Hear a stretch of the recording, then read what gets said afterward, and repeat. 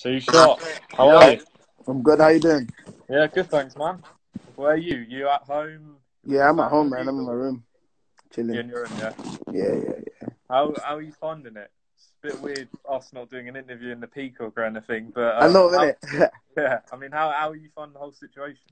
You know what? Yeah, it's all right. In the beginning, I ain't gonna lie, I was losing my mind, but I'm used to it now. I'm all right. I've got my PlayStation. I've got a bit of Netflix. Did my runs in the evening, so I'm all right. I've got a What are you routine. watching? So I've watched everything. Right now, I'm just finding movies to watch. But I watched Queen of the South. I hadn't watched that before. I like that. I watched a few things, man. I've just been running through it, like series wise. But now I'm just watching movies. So like, I watched that Brian Brooks thing yesterday.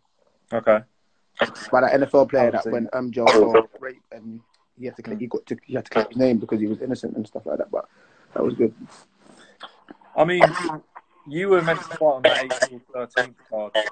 11th, April 11th, sorry, yeah.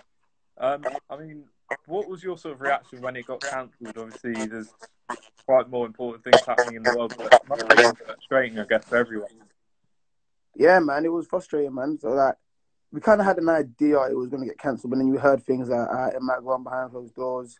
The government ain't said anything yet, so until the government says something, the board are going to let it run, blah, blah, blah. So then you're just getting closer thinking, the closer you get, the more likely it is. And then all of a sudden, boom, lockdown, nothing's going on, social distancing, all of that stuff. But, yeah, it was frustrating. It was annoying because I haven't fought this year. So I got to wait till like the second half of the year before I fight. Obviously, you don't get paid unless you fight either, so that's a bit annoying. So they're just living off last year's whatever because I ain't got no sponsors that are paying me off monthly and stuff like that. But the sponsors I got do look after me in terms of like the things they pay for and stuff. But other than that, it's just frustrating. But you just got to stay patient and wait your turn in it. So it is what it is. Yeah, absolutely. I mean, are you missing sort of the Peacock boys? James Branch. Yeah, but I'll tell you what, we're all in the group chat anyway, so it's different kind of banter, but we're still in the group chat, just you know what I'm saying, having a bit of fun and all that stuff. So it's cool.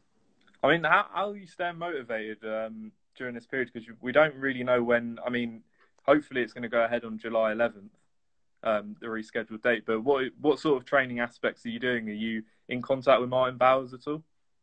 Yeah, we're all in this. We've got two group chats, one for the boys, so we have our banter, and one for the whole team. So we've been sending in our run time, saying, yeah, we're doing this. They might say do some circuits or whatever. You know, Ray might call me, Martin might call me saying do this, do that. But we've been doing our runs anyway, regardless. Staying motivated is hard, but I'd be training every day if I weren't, if we weren't on lockdown. So I've just been doing my runs.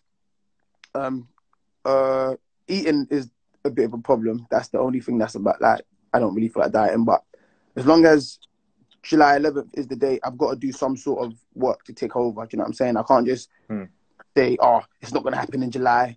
And then next thing you know, we're out of lockdown before we know it. And they're saying July is the date. And I'm like 20 kilos overweight because I've just been eating and not been running. So I've just been doing my thing, just been running, keeping fit, keeping my body kind of agile and stuff. And when it's time to get back, I'll be ready.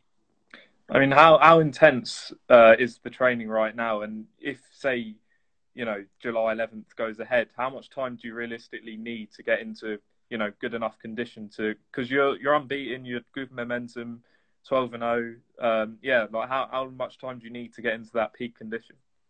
Well, my training now is not intense at all. Let me not lie. Like there's limited. I haven't punched nothing. Just been doing runs. That's it. So realistically, if they're saying there's another 3 weeks, we'll get back first week of May. And from then till 9-10 weeks, more than over 8 weeks. So because let's say after Christmas we come back, and I don't do nothing over Christmas if I'm being honest. So after we come back in January, come back to the gym and I fight in March. It's about the same amount of time. That's about 12 weeks or whatever. So I'll be all right. And now, where I'm saying I don't do nothing in Christmas and have that little bit of extra couple of weeks, I'm actually running right now. So I'm not going to be as, you know what I'm saying? When we get back to the gym, it's not going to be like as hard as, it's going to be very hard, let me not lie, but I've been running, so it would be easier than it would be if I just got back over Christmas. So I think I'll be all right for July. Did you I'm just hoping my opponent's not training. I mean, I was going to get onto that. Did you have any idea who your opponent was going to be? Because you are well in this British mix at the moment.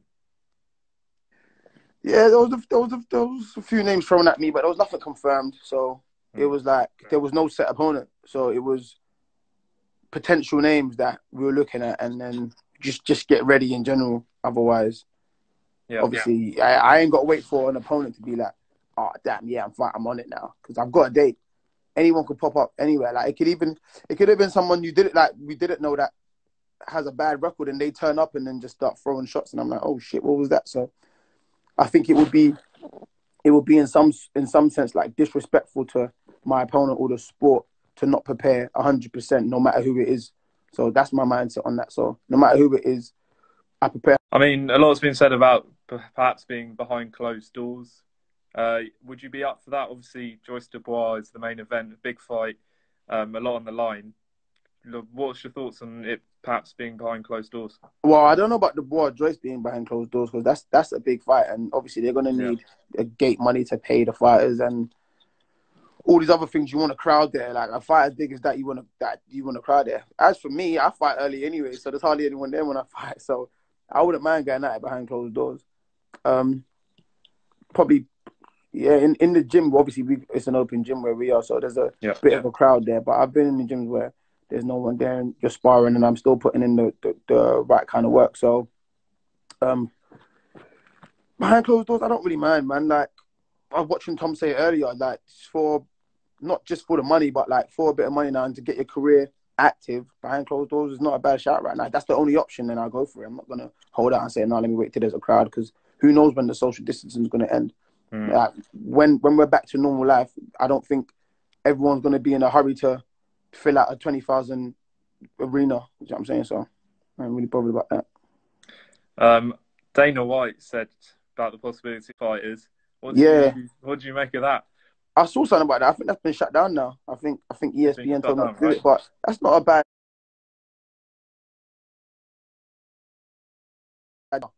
But the thing is, up and coming fighters on there. Do you know what I mean? Because then they'll get that TV time, the TV slots. Everyone's going to be watching because everyone's at home and they're going to want something to watch. So I think all your up and coming fighters, the fighters that you're not paying the highest purse, will be the best. Will be the best option for that, to put them on them cards, but not your fighters. No.